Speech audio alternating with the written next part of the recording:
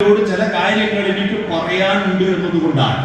കാരണം നിങ്ങൾ നല്ല അറിവുള്ളവരാണ്. ഇന്റലിജൻസ് കോഷ്യന്റ് ഞങ്ങളുടെ കാലഘട്ടത്തെക്കാൾ ഏറെ കൂടുതലാണ്. ഞങ്ങളുടെ കാലഘട്ടത്തിൽ ഇന്റലിജൻസ് കോഷ്യന്റ് ഉയർന്നൊരു മനുഷ്യനാണ് വേദിയിലിരിക്കുന്നത്. പക്ഷെ അന്ന് അപൂർവം ചില വ്യക്തിത്വങ്ങൾ ഒഴിച്ച് ബാക്കി എല്ലാവരും SSLCക്ക് 35-40% മാത്രമേ 600-ൽ 210 കിട്ടിയിട്ട് ജയിക്കാറുള്ളൂ. ബാക്കിയെല്ലാം തോറ്റു പോകാറാണ് പതിവ്. അന്ന് ഞങ്ങൾക്ക് ഫസ്റ്റ് ക്ലാസ് എന്ന് പറയുന്നത് 60% മാർക്കാണ്. 600-ൽ 360 കിട്ടിയ ഫസ്റ്റ് ക്ലാസ്സാണ്. ഇന്ന് നിങ്ങൾക്ക് ഫസ്റ്റ് ക്ലാസ് എന്ന് പറഞ്ഞാൽ A+ ഇല്ല, A ഇല്ല, B+ ഇല്ല, വെറും B മാത്രം. വെറും B മാത്രം കിട്ടി ഒരു കുട്ടിയും കൂടി ഇരിക്കില്ല. അത്രയും ബുദ്ധിമുട്ടുണ്ട്, ബുദ്ധിയുടെ പരപ്പ് കൂടിയിട്ടുണ്ട്. പക്ഷേ ഇദ്ദേഹം പറഞ്ഞ ഒരു പ്രധാനപ്പെട്ട ഒരു പോയിന്റ്, അതാണ് നിങ്ങൾക്ക് എഴുതിയ വിജയത്തിന്റെ ഒരു ചിഹ്നം. എന്താണ്? നിങ്ങൾക്ക് പരന്ന വായനയുണ്ടാവണം, ആഴത്തിലുള്ള ചിന്തയുണ്ടാവണം. പരന്ന വായനയെ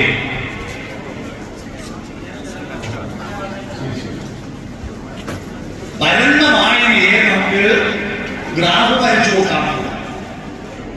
ഗ്രാഫ് വരയ്ക്കുമ്പോ പരന്ന വായനയുടെ X ആക്സിസ് ആണ്, ആഴത്തിലുള്ള ചിന്തയോ ഇങ്ങനെയാണ് Y ആക്സിസ്. അപ്പൊ ഇങ്ങനെ X ആക്സിസും Y ആക്സിസും ഇതാണ് നിങ്ങളിപ്പോ നേടിയിരിക്കുന്ന എന്താ ചിഹ്നം? പ്ലസ്. മനസ്സിലായ? A+ കേട്ടിട്ടില്ലേ? പ്ലസിന്റെ ചിഹ്നത്തിന്റെ അർത്ഥം പരന്ന വായന, ആഴത്തിലുള്ള ചിന്ത. ഇത് രണ്ടും കൂടിച്ചേരുമ്പോഴാണ് നിങ്ങൾക്ക് വികാസം ഉണ്ടാവുന്നത്. ആ വികാസമാണ് പ്ലസ്. പ്രകൃതിയിൽ പക്ഷിമൃഗാദികൾക്കൊന്നും തന്നെ പ്ലസ് ഇല്ല, മൈനസും ഇല്ല. മനുഷ്യൻ ഈ ഭൂമിയിൽ ഹോമോസോപ്പിയൻസ് ഉണ്ടായിട്ട് 3 ലക്ഷം വർഷമേ ആയിട്ടുള്ളൂ. എന്നാ അതിനേക്കാൾ 10 ലക്ഷം വർഷം മുമ്പ് ആനകൾ ഈ ഭൂമിയിൽ ഉണ്ടായിരുന്നു. ആ ആനകളെ എങ്ങനെയാണ് 10-15 വർഷം മുമ്പ് ഈ ഭൂമിയിൽ ജീവിച്ചത്, അതേപോലെ തന്നെയാണ് 2024-ലും ജീവിക്കുന്നത്. ഒരു പ്ലസും ഇല്ല, ഒരു മാറ്റവും ഉണ്ടാവും. ലക്ഷക്കണക്കിന് ആളുകൾ വന്നിരുന്ന തൃശൂർ പൂരത്തിൽ പാറമേക്കാവിൽ അമ്മയുടെയും വടക്കുന്നാഥന്റെയും തിടമ്പെഴുന്നള്ളിച്ചിട്ട് ആ നാലുകെട്ടിന് കൊട്ടാര ക്ഷേത്ര ചുറ്റുമതിൽ നിന്ന് പുറത്തേക്ക് ആ സ്വരാജ് ഗ്രൗണ്ടിലേക്ക് ഇറങ്ങി വരുന്ന ആനയുണ്ടല്ലോ, ആ ആന ഇതുവരെയായിട്ട് ഒരു ട്രൗസർ ഉടുക്കണം തോന്നിയിട്ടില്ല. അതൊരു പ്ലസ് അല്ല. അന്നും ഇന്നും എന്നും ഒരുപോലെ ജീവിക്കുന്നവരെയാണ് മൃഗങ്ങൾ, പക്ഷികൾ എന്ന് പറയുക, ജന്തുക്കൾ എന്ന് പറയുക. മനുഷ്യൻ അതിനു വേണ്ടിയിട്ടല്ല ഈ ഭൂമിയിൽ ജനിച്ചത്. നിങ്ങൾ ഈ ഭൂമിയിലേക്ക് അയച്ചത് ഇന്നലെ ഇല്ലാത്തതിൽ നിന്ന് എന്തെങ്കിലും വ്യത്യസ്തമായിട്ട് ഇന്ന് നിങ്ങൾ പ്ലസ് ചെയ്തിട്ടില്ലെങ്കിൽ ഇന്ന് നിങ്ങൾ ചത്തതിനൊപ്പമേ ജീവിച്ചിരിക്കും. എന്തെങ്കിലും ഒന്ന് പ്ലസ് ചെയ്യണം. ഞാൻ പണ്ട് കവിതയൊന്നും വായിക്കാത്ത, അതിനോടൊന്നും താല്പര്യമില്ലാത്ത കാലത്ത് ഇല്ലെങ്കിൽ ഒരു കത്ത് വരാറുണ്ടെങ്കിൽ ഒരു മാസിക വരാറുണ്ട്. ആ മാസികയിൽ നിന്നാണ് ഉമ്മ എന്ന വാക്കിന്റെ അർത്ഥം എനിക്ക് മനസ്സിലായത്. ആ ഉമ്മ എന്ന മാസികയിലൂടെയാണ് മൂറനാട് എന്ന നാടിന്റെ പേര് ഞാൻ അറിഞ്ഞത്.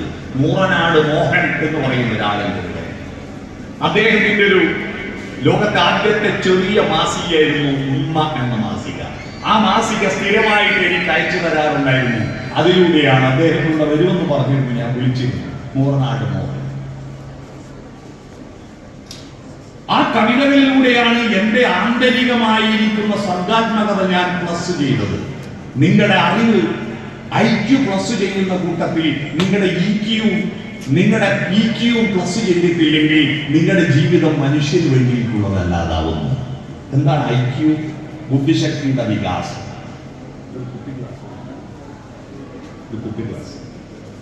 ബുദ്ധിശക്തിയുടെ വികാസം എങ്ങനെയുണ്ടാകുന്നത്?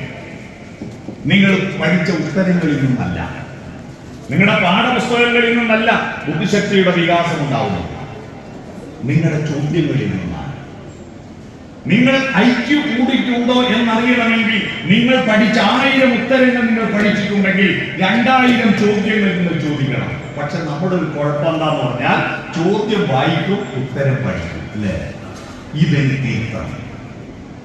നല്ല കുട്ടികൾ ചോദ്യം പഠിക്കുന്നവരാണ്, ചോദ്യങ്ങൾ ചോദിക്കുന്നവരാണ്. ചോദ്യങ്ങൾ ചോദിക്കാത്തത് കൊണ്ടാണ് രാജനാരായണ സ്വാമി ഇവിടത്തെ പറഞ്ഞ ഉപനിഷത്തുകളില്ലേ, വേദങ്ങളില്ലേ, വേദാന്തങ്ങളില്ലേ, അല്ല അത്ഭുതകരമായ കവിതകൾ അദ്ദേഹം ചൊല്ലി. ഉള്ളൂരിന്റെ ഫിലോസഫികൾ അദ്ദേഹം അവതരിപ്പിച്ചു. ഇതൊക്കെ നമ്മുടെ രാജ്യത്തുണ്ടായിരുന്നു. കൊളംബസ് അമേരിക്ക കണ്ടുപിടിക്കുന്നതിന് 1000 കൊല്ലം മുമ്പ് ഇന്ത്യയിൽ യൂണിവേഴ്സിറ്റി ഇല്ലേ? നളന്ദ, തക്ഷശില. 1000 കൊല്ലം കഴിഞ്ഞ 1000 കൊല്ലം കഴിഞ്ഞിട്ടാണ് അമേരിക്ക എന്ന് പറഞ്ഞ രാജ്യത്തെ അറിയുന്നത്. ഇന്ന് നമ്മൾ ഇംഗ്ലീഷ് മരുന്ന് ഉപയോഗിച്ചിട്ടാണല്ലോ നമ്മുടെ ആയുർദൈർഘ്യം കിട്ടിയത്. ഇംഗ്ലീഷ് മരുന്നുകൾ ഇഷ്ടംപോലെ ഓപ്പറേഷൻ ഉണ്ട്, അലോപ്പതി ചികിത്സ. ഇതെപ്പോ ഇംഗ്ലീഷ് മരുന്ന് കണ്ടുപിടിച്ചത്? മെന്റലിയത്തിന്റെ പട്ടിക, 104 മൂലകങ്ങൾ, ടെസ്റ്റ് ട്യൂബ്, പണല്, ലാബറട്ടറി, അതിൽ നിന്ന് ഓക്സിജൻ എന്താ, ഹൈഡ്രജൻ എന്താന്ന് ലിസ്റ്റ് കണ്ടെത്തി അതിന്റെ രാസത്വരക ശക്തികളെ കണ്ടെത്തിയതിനു ശേഷമാണ് ഇംഗ്ലീഷ് മരുന്ന്. ഇത് ബാക്ടീരിയക്ക് പറ്റുമോ, ഫംഗസിന് പറ്റുമോ, വൈറസിന് പറ്റുമോ എന്ന് പറഞ്ഞിട്ട് ഇംഗ്ലീഷ് മരുന്ന് ഉണ്ടാക്കി. എന്നാൽ ഇംഗ്ലീഷ് മരുന്ന് ഉണ്ടാകുന്നതിന് 1000 കൊല്ലം മുമ്പ് ഒരു ലാബറട്ടറി ഇല്ല, ഒരു മൈക്രോസ്കോപ്പ് ഇല്ല, ഒരു ടെസ്റ്റ് ട്യൂബ് ഇല്ല, ഒരു ഫണലില്ല, ഒരു സ്കാനിങ് ഇല്ല. ഇതൊന്നും ഇല്ലാത്ത കാലത്താണ് നമ്മുടെ നാട്ടിലെ ചെടികളുടെയും പുല്ലിന്റെയും മരത്തിന്റെയും തൊലിയും ഇലയും വേരും തണ്ടും പൂവും കായും വായിലിട്ട് ചതച്ചരച്ച് നോക്കിയിട്ടാണ് ആയിരക്കണക്കിന് കഷായവും അരിഷ്ടവും ലേഹ്യവും ഉണ്ടാക്കിയത്. അന്ന് ചരകൻ എഴുതി വെച്ച ആ പുസ്തകം നോക്കിയിട്ടാണ് ഈ കഴിഞ്ഞ മാസം കുടുംബശ്രീ പൈസ ഉണ്ടാക്കിയത്. കുടുംബശ്രീ കർക്കിടക മാസത്തിൽ മരുന്നുണ്ടാക്കിയിട്ട് വിറ്റിട്ട് പൈസ ഉണ്ടാക്കിയില്ലേ?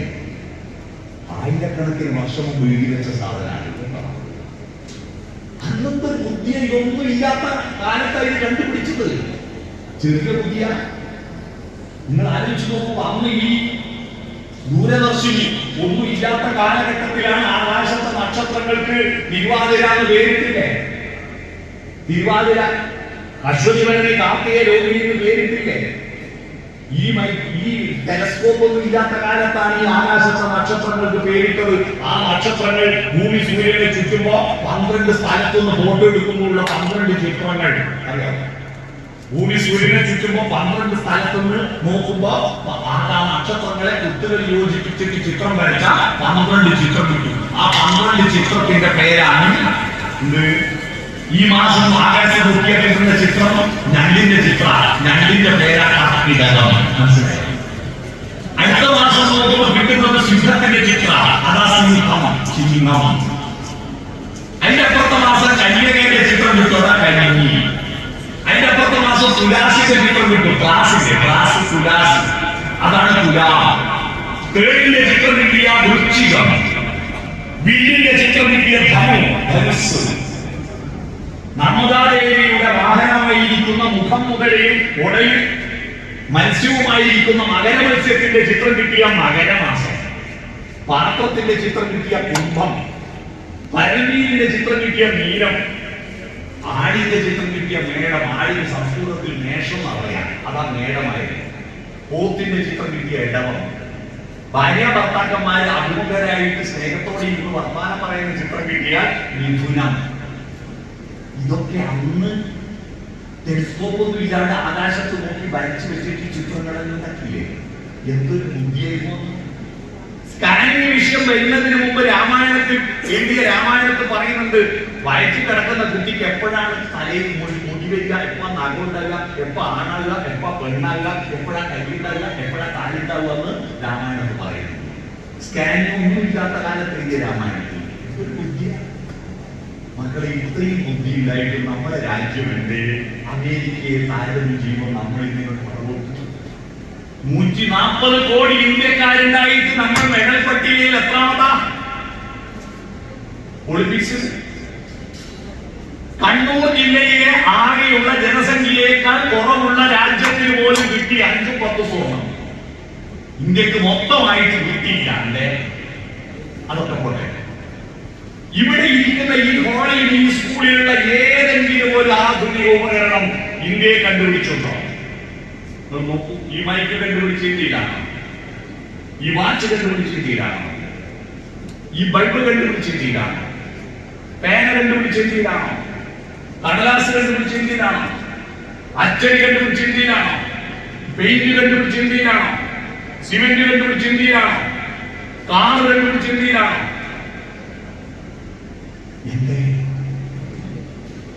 കുട്ടികൾ ആലോചിക്കുക. ഉത്തരം സിമ്പിളാണ്, ചോദ്യം ഭയങ്കരമാണ്. ഉത്തരം സിമ്പിളാണ്. എന്നറിയാം, നമ്മളെല്ലാം ഉത്തരം മാത്രമേ പഠിച്ചിട്ടുള്ളൂ, ചോദ്യം പഠിച്ചിട്ടില്ല. നമ്മൾ ഗുരുസ്തു മൗനം വ്യാഖ്യാനം ശിഷ്യാർക്കു ചിഹ്ന സംശയ കേട്ടിട്ടുണ്ടോ? ദക്ഷിണാമൂർത്തിസ്തവം. വൃക്ഷം പടകരോമൂലേ ഗുരു യുവ ശിഷ്യ ഉദ്ധാര ഗുരുസ്തു മൗനം വ്യാഖ്യാനം ശിഷ്യാർക്കു ചിഹ്ന സംശയ. വടവൃക്ഷത്തിന്റെ ചുവട്ടിൽ യുവാവായിരിക്കുന്ന ഗുരു ദക്ഷിണാമൂർത്തി ശിവനിരിക്കുന്നു. ശിഷ്യന്മാരെല്ലാം വയസ്സന്മാരാണ്, ആര്യ സന്യാസിമാരാണ്. ഒരു മൗനത്തിലൂടെ വ്യാഖ്യാനിക്കുന്നു. ശിഷ്യന്മാർക്ക് ഒരു സംശയമില്ല. ഈ സംശയമില്ലാത്തതാണ് പ്രശ്നം. പഠിച്ചു കേട്ട് പോവുക, ഒന്നും ചോദിച്ചിട്ടില്ല. എന്താണ് ചോദിച്ചിട്ടില്ല? ചോദിച്ചിട്ടുണ്ടോ?